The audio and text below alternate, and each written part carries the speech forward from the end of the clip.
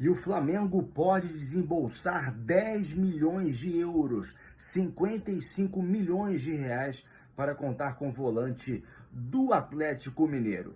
Meus irmãos rubro-negros, sejam bem-vindos a mais um vídeo do canal Dom Ian Saudações Rubro-Negras. Nesse vídeo vou falar sobre Flamengo e Resende, que se enfrentam às 16 horas deste sábado pelo Campeonato Carioca. Vou falar também sobre um ranking que colocou o Flamengo na liderança em audiência. Vou falar sobre a notícia de um jornal falando a respeito de erros que Vitor Pereira estaria cometendo no Flamengo e que são idênticos aos que cometeu no Corinthians, o que estaria gerando muita insatisfação interna no clube, e outras informações sobre o clube do nosso coração. Mas antes eu gostaria de pedir a você, irmão rubro-negro, que ainda não segue o canal Dom Ian Saudações Rubro-Negras, por favor, deixe o seu like no vídeo, segue o nosso canal, isso é muito importante para o nosso crescimento. Estou aqui fazendo um vídeo aqui, outra vez, diretamente do quarto da minha filha, nessa madrugada de sexta para sábado, já é carnaval, e eu quero agradecer muito a vocês que têm me apoiado aqui nessa empreitada. Vamos começar então falando a respeito de Flamengo e Resende. O Flamengo vai enfrentar o Resende às 16 horas deste sábado no estádio Raulino de Oliveira, lá em Volta Redonda, mesmo estádio no qual jogou a última partida contra o Volta Redonda, quando ganhou de virada. Depois da entrada do Everton Ribeiro, o time melhorou, jogou um péssimo primeiro tempo, o jogo não fluía, saiu atrás do placar, conseguiu a virada, retorna a campo então neste sábado, mas claro, com um time misto, uma vez que a equipe principal está com a cabeça focada na Recopa Sul-Americana, cuja primeira partida da decisão acontecerá na próxima terça-feira contra o Independiente del Valle, lá em Quito. O próprio Gabigol já falou logo após a partida contra o Volta Redonda que, me desculpe o Campeonato Carioca, mas nossa cabeça agora está na Recopa Sul-Americana. Esse é o nosso foco. O Flamengo perdeu a Supercopa do Brasil para o Palmeiras, foi muito mal no Mundial de Clubes e agora espera, com a conquista da Recopa, elevar o moral. Então, de acordo com o que se tem visto nos treinamentos, o Flamengo deve entrar com uma equipe formada por Matheus Cunha.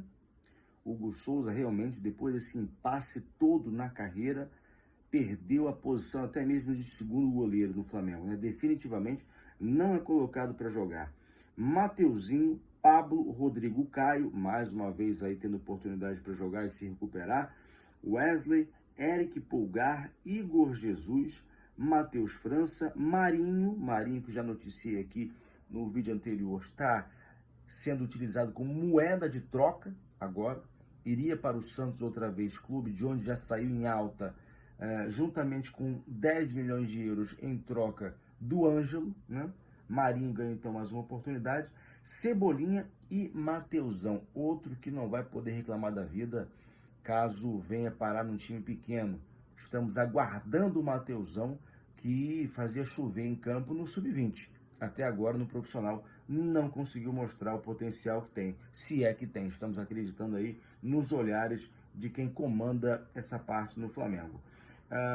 Tomara que seja uma boa apresentação, tomara que o time possa ganhar e ganhar sem sufoco.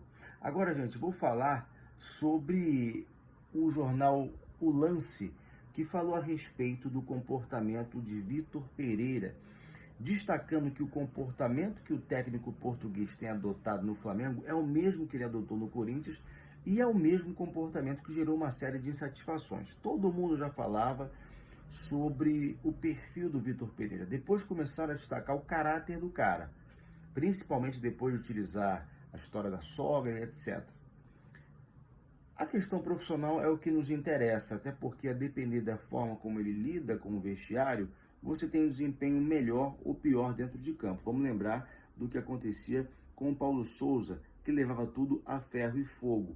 Embora as informações também mostrem que Vitor Pereira é um pouco diferente, ou tem tentado utilizar o exemplo negativo do Paulo Souza para fazer diferente, tem cacoete que a gente não consegue se livrar assim rapidamente. Então, qual que é o problema?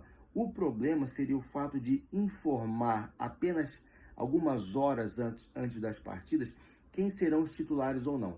E aí o jornal O Lance usa como exemplo o fato dele ter sacado o capitão Everton Ribeiro algumas horas antes da partida contra o Volta Redonda. Everton Ribeiro achava que iria jogar, como sempre, embora Vitor Pereira tenha um discurso interno de que não existem titulares e reservas. Isso aí para mim é balela, falei sobre isso lá no TikTok do Ian Saudações Rubro-Negras. O cara que nunca entra logo no começo da partida sabe que é reserva, e o cara que entra todo o jogo, ele sabe que é titular. O Everton Ribeiro é titular para todos os fins. Se de repente ele recebe a informação de que não vai jogar, é claro que deve haver uma surpresa, ou não? É claro que deve haver uma surpresa. E aí o fato de informar apenas horas antes da partida, essa instabilidade, essa indecisão, essa insegurança estaria desagradando alguns jogadores, né? Agora, Vitor Pereira tem aí o aval do Marcos Braz, tem o apoio da diretoria e tem sido aí elogiado por vários jogadores. O Gabigol fez isso logo depois da última partida no Mundial. Outros jogadores já falaram também publicamente sobre ele, Fabrício Bruno, o Davi Luiz, o Everton Ribeiro também. Aliás, o Everton Ribeiro, embora tenha ficado como reserva, entrou no segundo tempo, foi fundamental para que o Flamengo conseguisse virar, e depois da partida manteve aí a tranquilidade. Não houve, pelo menos aparentemente, nenhum tipo de burburinho, nenhum tipo de insatisfação, como a que demonstrou o Vidal, por exemplo, ao jogar a chuteira contra as laterais do banco de reservas. Aquilo ali foi lamentável. Bom, os jogadores têm que ser profissionais, a gente sabe disso, mas existem maneiras de se gerenciar um grupo. Técnico português nem sempre é fácil. É legal quando ganha, como era com o Jorge Jesus, como é com o Abel Ferreira, mas o perfil de algum deles é tranquilo? Não é. São realmente complicados de se lidar. Mourinho é outro exemplo desses. Quando ganha é maravilhoso, quando perde, o jogador tende a ficar insatisfeito, e aí a torcida já soma tudo, o resultado, e aí já atribui a culpa ao perfil do técnico. Enfim, a gente espera que o resultado dentro de campo seja bom para poder endossar esse comportamento dele. Ele tem sido bastante sincero, foi sincero, por exemplo, logo após a partida contra o Volta Redonda, em dizer que não fez bem em colocar Everton, Thiago Maia, Gerson e Vidal, tentou ali reforçar aquele setor do meio de campo, mas ele mesmo falou que foi um experimento, não deu certo. Eu acho que esse é o caminho, sempre na tentativa de melhorar e de fazer o Flamengo retomar o caminho dos títulos. Agora, falando sobre negociação, falei agora na manchete do nosso vídeo, o Flamengo está negociando para ter o volante Alan do Atlético Mineiro. O volante de 25 anos, chegou no Clube Mineiro em 2020, foi campeão da Copa do Brasil daquele ano, Campeonato Brasileiro daquele ano. O Flamengo estaria aí numa negociação que gira em torno de 10 milhões de euros, cerca de 55 milhões de reais. Aí aqui vale um parêntese. Falei que o Flamengo pretendia oferecer Marinho mais 10 milhões de euros para ter o Ângelo, e agora as informações dão conta de que 10 milhões de euros também podem ser oferecidos pelo Alan. Será que o Flamengo vai dar 10 milhões pelo Alan e 10 milhões pelo Ângelo? Dá para gastar mesmo, torrar 20 milhões de euros assim? Ou não? Vem um ou outro. João Gomes foi embora. Aliás, vi o vídeo feito pela TV oficial do Wolverhampton sobre a chegada dele lá na Inglaterra. Assista, é muito interessante ver o perfil dele. Como gaguejou, eu não sabia que ele era tão gago. Eu acho que ele ficou muito nervoso ali e, cara, ele passa o vídeo inteiro gaguejando, cara. É legal para ter um pouco da sensação do jogador chegando num país diferente, com outros jogadores, ele que estava aqui, amado pelo grupo, pela torcida. Assistam, na TV oficial do Wolverhampton. Graças a Deus ele chegou logo na estreia, fez o gol da vitória contra o Sunderland, né? O Flamengo está buscando alguém para poder repor aquele setor da marcação. Não pode ficar com o meio de campo tão vulnerável. Até me mandaram lá no TikTok outro volante. É preciso, gente. É preciso. A gente precisa se reforçar no setor defensivo, que tem tomado muitos gols, né? O Palmeiras também está buscando alguém para a vaga do Danilo, que foi embora para o Nottingham Forest.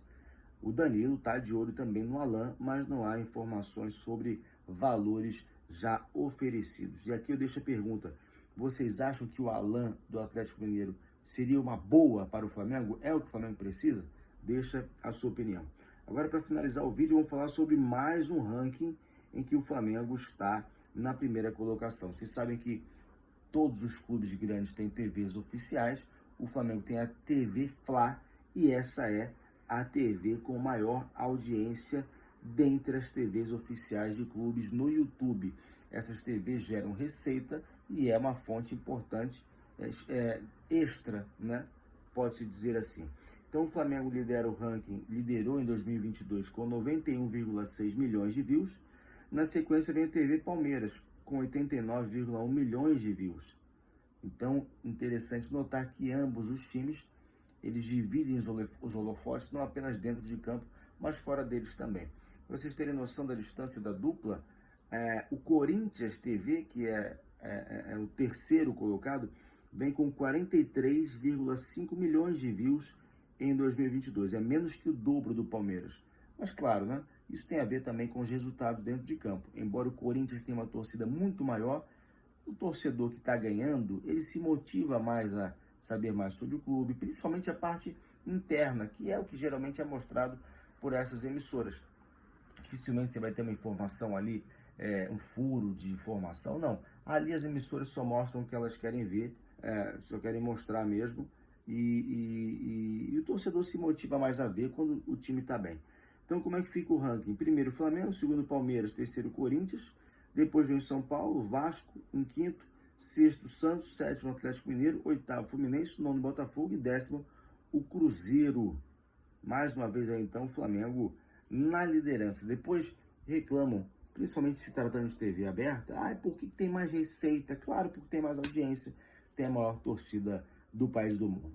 Muito obrigado a vocês que ficaram até aqui. Por favor, deixa o like no vídeo, segue o canal do Ian Saudações Rubro-Negras e manda esse vídeo, convida mais um irmão rubro-negro a participar aqui do nosso canal que está crescendo todos os dias, muito em razão de vocês. Isso aqui é Flamengo, Saudações Rubro-Negras, tamo junto, fui.